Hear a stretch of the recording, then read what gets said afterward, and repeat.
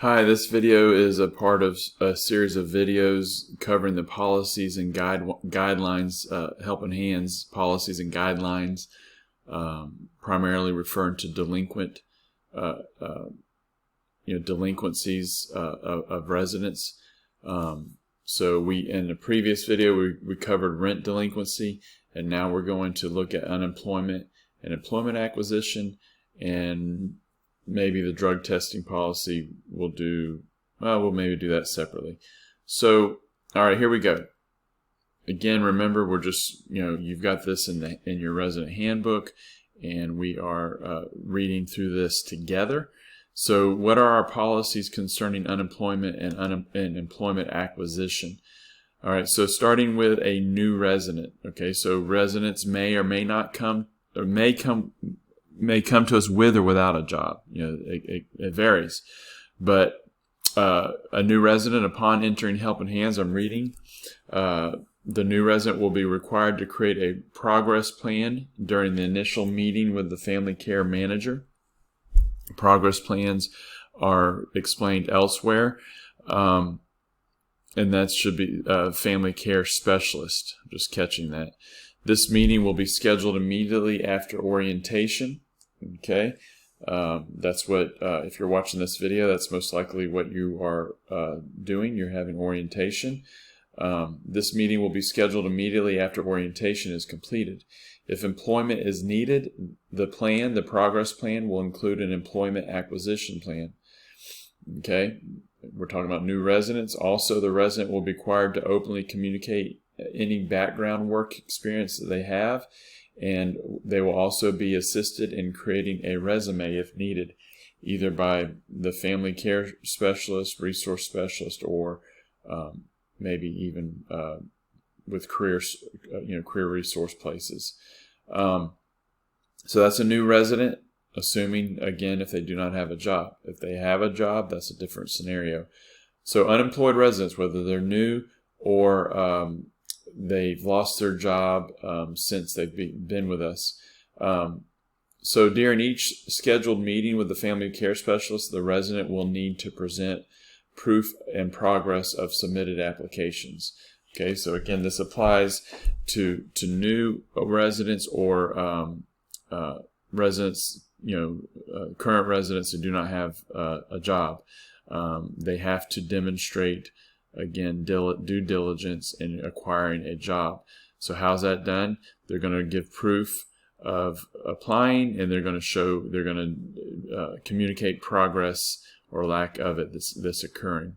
Okay, so when it says progress of submitted applications, meaning where they at? Have they had a call back from the employer that they applied to?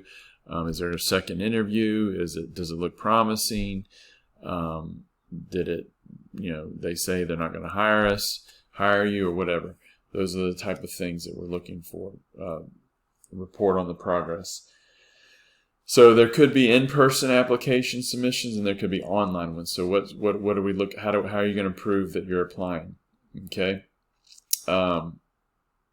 So I'm pausing because I don't know. Maybe it comes later. You're required to make a minimum of 3 applications per week. Okay, we could make it higher, because that's very easy to do, but we will also want the applications to be meaningful, not just something so you could just say you applied. So anyways, during each scheduled meeting with the family care specialist, the resident will need to present proof and progress. Okay, I think I read that. So what do we do with in-person application submissions as far as proof of application?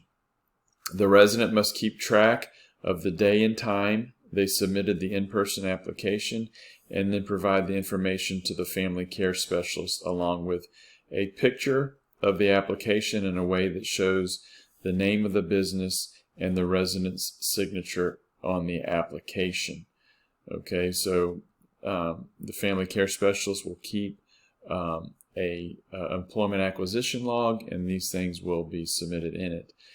Okay, what about an online application that's been submitted? The resident must present a screenshot of their application that shows the name of the business and their submission confirmation. if the resident receives a confirmation email, after submitting the application, they can show that to the family care specialist instead of a screenshot. You can forward the email instead of the screenshot of the application itself. You can take a screenshot of the confirmation email. All right, so employment acquisition. Submission frequency. Okay, this is what I was talking about earlier. Unemployed residents must submit a minimum of 3 applications per week and show due diligence to gain employment. Diligence, what is diligence? That's having a plan and working the plan, consistent and consistent effort, meaningful effort. What do we mean by due? That means it's required of you. It's required of what's necessary to get the job done, to get the goal met. Okay, so 3 applications per week in order to show due diligence to gain employment. The resident must demonstrate to the family care specialist a prayerful and determined effort to seek and acquire gainful employment with written and or verbal reports of their efforts, next steps, and results of a given submitted employment application. The frequency of the reports will be determined on a case-by-case situation and may include demonstrations of efforts to secure child care. Okay, so this is seeming like I have repeated myself. I don't know where I repeated myself. I'm going to keep going. Due diligence may include going to CareerSource or Express Pros for help with creating a resume and gaining employment. It is the resident's responsibility to find transportations to these locations if they are without a vehicle. All right, so what does lack of due diligence look like? What is it when do things become your employment efforts become delinquent? What's the consequence? If the resident is found lacking in their due diligence to find a job, the family care specialist will hold a counseling session to figure out how to help the resident meet their 3 application a week requirement and or why the effort to acquire employment is missing. Okay, so not showing due diligence, that means you're coming into the office to provide accountability and maybe receive counsel in doing the right thing for employment acquisition.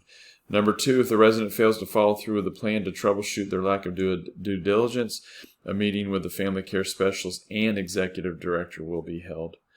Number 3, if a resident fails to show sufficient effort to find employment and is not willing to work with the family care specialist to troubleshoot their delinquency, a meeting with the executive director to discuss potential dismissal will be held. Okay, so that covers everything regarding employment acquisition. Again, if you have any questions, reach out to the family care specialist. Alrighty, thank you.